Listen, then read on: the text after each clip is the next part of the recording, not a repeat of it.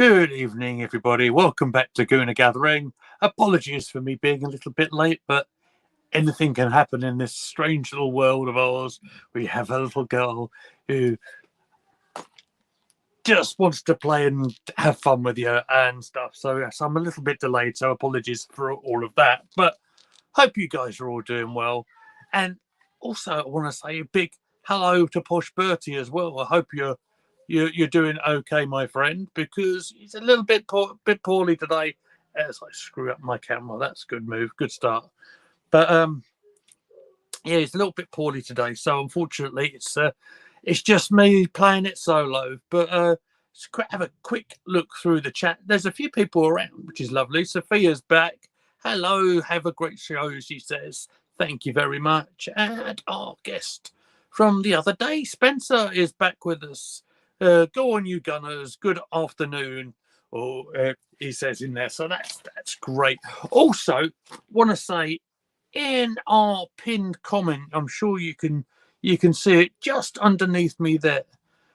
Just as to tell you all that our channel is linked up with Retro Football Management, a lovely mobile phone download game. It's a free download game, as it suggests. You can take charge of your favourite football side. Obviously, it's going to be Arsenal, but you can play back through the years, looking back at some of the retro players. They've even just recently done an update for this season, which I'm in the process of putting a video together. Hopefully, it will go up in the next couple of days. Shows you a bit of gameplay. So it's a free download. If you use our link, it will help our channel out massively. So basically, if you can check it out, that would be marvelous. But the reason why we are here today is just there's a few bits and pieces going on in the club. I'm going to go through a little bit of news. This is going to be a shorter video than normal, as I am playing it solo. I'm going to make sure I can see the comments, hopefully. There you go. So, as the thumbnail suggested, it was Aaron Ramsdale on the thumbnail. Has agreed a long-term contract with the club. I think this is fantastic news. The young goalkeeper, when we signed him off Sheffield United, I thought this was a tremendous buy. A young goalkeeper, already made 76 appearances for Arsenal in all competitions, and quite honestly, without some of the saves that he has done over the season, we would have been in real trouble. The ones against Liverpool certainly come to mind. The other thing with Ramsdale as well, young goalkeeper, and obviously with being a goalkeeper, you're in the forefront of everything that could possibly go wrong in front of you, right? Yeah, there's been mistakes, there's been a few errors here and there, but with a young goalkeeper, I think that always will happen. Certainly, if you think about the Bournemouth game and the bad start against Southampton, but all in all, he's tremendous shot stopper. He's getting more. I don't think confidence is something that young man lacks, and I think you need to have that as a goalkeeper. You need to be a very commanding presence behind them sticks. So yeah, I'm looking forward to seeing many more seasons with him. At the Arsenal goal, it'd be interesting to see him playing Champions League football next season as well. Today. Oh, actually, before I say that, there was hints on Arsenal's website today as well when they were quoting Mikel Arteta's press conference today. So Ramsdale was signed, and there's hints that there's going to be more to come, and certainly the website named Ødegaard and Saka to extend. No sign of anything from William Saliba yet. Clearly, with Saliba, the priority for him would be to get fit and playing at the moment. And until the guy can start playing, in my view, it's going to be very difficult for him to negotiate a contract of sorts. But again, just my thoughts on that one. We'll see how it all plays out. Into team news for tomorrow. Away fixture, Nottingham Forest in the Premier League. Our last visit up there to the City Ground was not a pleasant one. I remember it was the FA Cup third round last year, so last January. And I remember doing a live watch along solo on that day. And believe me, boys and girls, it wasn't a fun day out. Anything that could have gone wrong that day did. But there you go. Team news on this one. On the back of a performance I'm sure we want to forget about, the Brighton game, Gabriel Martinelli has picked up what Mikel has described as a pretty nasty injury. Going to rule him out for the season. In his words again, be weeks at least. So that doesn't sound particularly promising for Gabby, unfortunately. We actually had the official confirmation today, despite denying it the other week after Ornstein's story, that Zinchenko, with his calf injury, is out for the rest of the season. I think we kind of knew that anyway. Of course, he picked up the injury right at the back end of the Newcastle game. Well, you know what I mean. It was about 60 minutes, wasn't it? But other than that, the only thing I'll talk about for Forest, there's a couple of things. Potential changes that I might make. Now, I think we'd probably all agree that Saka, as much as we love the kid and star boy and all that sort of stuff, personally feel he'd been a bit jaded, and it wouldn't be a surprise. Let's be fair, he's played virtually every single minute of the season, with a lot of weight on his shoulders as well, in fairness. I wouldn't be totally surprised to see Saka replaced in the starting 11, and probably for Reece Nelson. Now, I'd do that because Reece looked, when he came on, he was one of them players actually managed to create a few things last weekend. The other change, of course, with Martinelli being out, I would probably expect to see Leo Trossard playing as well. I had planned to go live tomorrow evening for doing the watch along. I'm not sure that's going to be totally possible because Posh Bertie is ill. I can't expect him to jump off the sick bed and play, if you like. But of course, I'm here. I'll be here with my little girl tomorrow afternoon after work as well. So what I'll probably end up doing, I'll probably end up scheduling a show for Monday evening so we can review that, and probably reviewing the WSL game, which I'll get into in a little bit, against Chelsea for Sunday as well. Interesting thing for Nottingham Forest, as Posh Bertie referred to me on our WhatsApp group today, that Forest have actually, in the whole season, have only actually lost 5 games at home all season. It's quite phenomenal for a side that's actually fighting relegation. Their home form is keeping them alive. Their last game was actually away from home. It was a 2-2 draw against Chelsea. And I'm going to try and pronounce his name. Taiwo Awoniyi scored a couple of the goals. He actually put Forest ahead. Sterling, of course, scored a brace, and they managed to come back in the game. They've also got a couple of their last game at home was a 4-3 win against Southampton. I believe they also beat Brighton as well. So, something we couldn't do, unfortunately, over the weekend. But all being said, Forest still obviously trying to play for surviving in the league.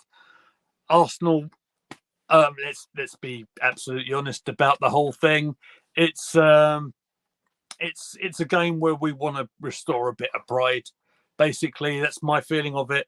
Yeah, mathematically and all that sort of stuff, I know, but the likelihood of our friends at Manchester City losing 2 games on the spin ain't gonna happen. Just going to address the chat. Spencer, thank you for the offer. I'm going to keep it relatively short today because I just want to get through the news, and then because it's been a long day at work, I will jump off. But you'll be more than welcome to join us on Monday if you like, mate, for a little bit of a review show. Posh Bertie is in the chat and saying that tomorrow thinks it's going to be an exciting but stressful game. a goal fest. However, goal fest in our favour is going for Forest 2, Arsenal 4. You know what? I think that's a pretty good shout. I do see Forest scoring. Um, they, they look like a real threat when I watched the game last weekend. They know where the goal is. They've got a lot of fight in them, but hopefully we've got some goals in us still as well. But yeah, Spencer, I really appreciate your offer though, mate. So thank you for that. I will move on to news from the Arsenal ladies team. We've got a few things to report. Hello to Sam Wilson, who's just joined us in the chat. Good evening to you, sir. It's lovely to have you in the chat. Thank you for joining us, and make sure everyone that is here, make sure you hit the like button. It'll help me out massively. So thank you. Yeah, and Sam, you've joined at the right time. It's one of your specialist subjects, this mate. News from the Arsenal ladies team. Headline news really is all about Leah Walty, who came back into the starting 11 on, I want to say, Wednesday night, after being poorly for the game before. Picked up what looked to be a really nasty injury just at the start of the second half. The update from the club and from Jonas Einvel is that it's an ankle injury. It will rule out of Walty out for the rest of the season domestically, but it sounds like it's not too bad in terms of it's going to rule her out for about 3-4 weeks. It's the initial prognosis. Doesn't rule her out of the World Cup, which will be amazing for her. I mean, she's probably don't need me to explain how much of an influential player and leader she is, and certainly in Arsenal's midfield. The player involved for Everton, Angus Beaver-Jones, did get a straight red card for it after advice from the referee's assistant. I wouldn't say there's any malice in the tackle. It was just a mistimed lunge, I would suggest. Really unfortunate. Went right down the ankle. It was concerned straight away, and that, I mean, it was interesting. I saw a tweet actually about 2 or 3 hours afterwards, so which suggested to me, oh, maybe it isn't as bad as we all feared. Clearly a painful one, but yeah. And like I said, hopefully she'll be available for the World Cup. Posh Bertie's in the chat saying, I'm going to try and put this up. You know my issues on putting stuff up on the phone like this. Forest will be up for a fight. They're fighting for relegation. Yes, they are. Absolutely. It's going to be a heck of a game tomorrow. It's the 5:30 kickoff. It's on Sky. So we'll give them a plug because I'm sure they won't mind. You don't have to listen to their commentary, though. That's all I'll suggest to you. And Sam, oh, super Leah Walty. Yeah, she needs to kiss the ball. I won't go into song, Sam. I haven't got the voice for it today, my friend. The scorer of Arsenal's last goal on Wednesday night was Lotta Wubens-Moy. And that was on her birthday as well. So a bit of a shout out to her. And she was named April Player of the Month for Arsenal. She scored, like I said, on the fourth goal. This is her best run in an Arsenal side as well. Let me just. I'm not going to do it, mate. I'm not going to sing today, mate. No, not a chance. Not after the day I've had, buddy. But Lotta's. I think she's what I love about her, to be honest, is the fact she's a Arsenal girl through and through, and she's stepped up in Leah Williamson's place, of course, as well, and she's been an absolute phenomenal. I loved it. I loved her goal the other day. It was so good, so well timed, and she's a phenomenal defender as well, and getting better all the time. Also, want to bring up Frida Marnham in contention for the WSL Player of the Season. This is a really interesting one. This is a real great story. She's only her second season for the Arsenal, and she's currently on 9 goals and 4 assists. She scored some absolute cracking goals. If you haven't seen them, check them out on YouTube or somewhere, because She's a phenomenal talent. Actually was given a chance in the Arsenal side because of Vivian Miedema's ACL injury. And she's been prominent all the way through. And, I think something's just happened in the...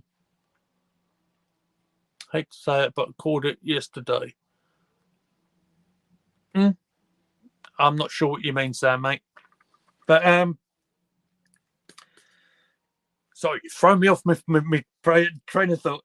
Yeah, Marnham had great goals, especially in the quarter-final in the Champions League against Munich. There's a heck of a fixture in the WSL on Sunday, as I mentioned just a little bit ago. It's Chelsea versus Arsenal, 12:30, I think. Certainly Sunday lunchtime. There's 2 games left in the WSL season, and we'll see what happens. Frida, Frida called for player of the season. Absolutely. She's been amazing. But there you are. That is just about where my notes are going to run out for today. Just while we've got some people in the chat, I want to hear 2 predictions from you guys in the chat. I want to hear your thoughts on, obviously, Posh Bertie's given his Forest 2, Arsenal 4. What do you guys think is going to happen tomorrow in the tea time kickoff? And is it still possible for the Arsenal ladies? Do you think they're going to pull it off, beat Chelsea, give themselves a chance in the WSL title race? Of course, after the Chelsea game, I believe the ladies conclude the season playing Aston Villa. So it is all to play for. Let's just see what the chat is saying. Oh, Sam saying, I don't do predictions. Oh, okay. Don't play along then. You know how the game works. This is all YouTube, mate. I'm going to throw some predictions out there because why the hell not? I'm going to go with Forest 1, Arsenal 2. I think it's going to be a heck of a fight, and especially with Forest fighting for their lives. But we'll see how it goes. Arsenal men and women to win their games respectively on Saturday and Sunday is what Posh means. But I'll always back the Arsenal ladies to win, says Sam. That's nice to hear. This weekend, I knew what you meant, Posh. Not a problem. But there you go. That is just about it. Oh, one story I hadn't written down in my notes. I will talk about it because it's quite a big story. No, I'm not talking about the dog. A non-story in my playbook. Sorry. But I did put something in the back end, didn't I? What did I put in there? Let me just remind myself. I can't. When you're doing these streams all on your own, right? It's so stressful. And do you know what? I know I put something in the back end. I can't even find it. Not a problem. I won't even worry about it. Do you know what? I've completely lost my train of thought. But I will say this. I've mentioned the men's side. Let's hope the ladies' side can come up with a away win at Chelsea. It'll be a great way to keep the title fight exciting, keep it interesting to watch. And do you know what? I think that is just about it from me today because it's been a heck of a long day. And I need to go and get my dinner. So I made a promise to come out do live today. So I think I'm probably going to cancel the watch along because I don't think anyone's going to be available for it. But thank you very much, everyone who's been here. Sam says, have a good evening, you legends. Oh, you are the legends, guys. You are the legends for watching us. So go ahead and be a legend and download Retro Football Manager in the pinned comment just below me. And make sure you have a lovely weekend. Look after yourselves. I'm afraid I'm going to have to turn the phone off because I can't even see the in-stream button. How annoying is that? How professional am I? There I go. Let's turn me over there. I could get my dad to do it, he says. Yes, Posh Bertie's dad is a G. Yes, he is, absolutely. But boys and girls, I'm going to leave you for this evening. Hopefully we will be back on Gooner Gathering on Monday night, on Bank Holiday Monday, if we can. Hear all our legends that are on our social media. You can follow me at Goonerly Meets. You can follow all of us at Gooner Gathering. Make sure you find us on TikTok as well for our funny little clips that we put to music, just for the laughs and the ha-has, just to make light of something that's if it all goes terribly wrong. But I'm going to leave you to it, guys. Take care of yourselves, and we'll see you next week. All the best. Bye-bye.